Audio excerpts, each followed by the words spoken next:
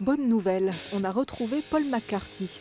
Cet homme qui passe incognito devant l'entrée de l'exposition que lui consacre la Monnaie de Paris pour sa réouverture n'est autre que lui. Il faut savoir que l'artiste refuse d'apparaître publiquement depuis l'agression dont il a fait l'objet la semaine dernière, place Vendôme. Retour en arrière. Jeudi 16 octobre, Paul McCarthy surveille l'érection de la sculpture qu'il a réalisée dans le cadre de la FIAC. Ça a la forme d'un cône sur un piédestal. Ça a l'aspect d'une sorte de structure abstraite. Et puis ça représente un arbre de Noël. Cet arbre de Noël dont la forme évoque aussi un sextoy n'est pas du goût de tout le monde. Le jour même, McCarthy est frappé par un passant scandalisé.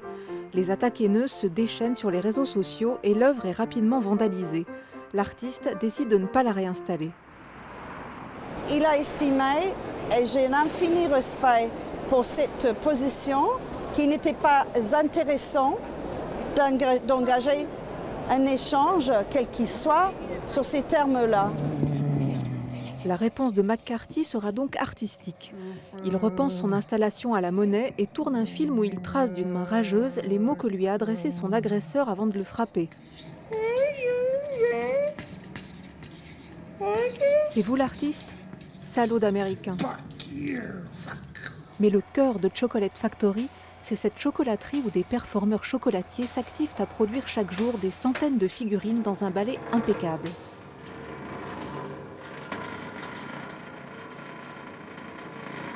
Au fond, c'est une sorte de mise en abîme de notre propre activité, qui est la fabrication de pièces de monnaie pour les citoyens français ou européens ou pour d'autres pays.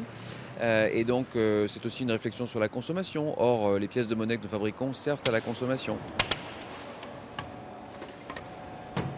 C'est une analyse aussi des différents points de vue qu'on peut avoir par rapport à une société qui produit et comment elle produit. Et la dimension onirique de l'exposition est aussi très importante. C'est-à-dire qu'on est comme dans un grand rêve, donc il y a des petites figurines comme des grandes figurines, il y a des lits aussi, tout est mélangé. Avec ses Pères Noël et ses arbres produits à l'infini, la Factory est la métaphore d'une société boulimique qui n'arrive plus à suivre le rythme de consommation qu'elle s'est elle-même imposé. Paul McCarthy entend bien la faire étouffer sous des tonnes de chocolat.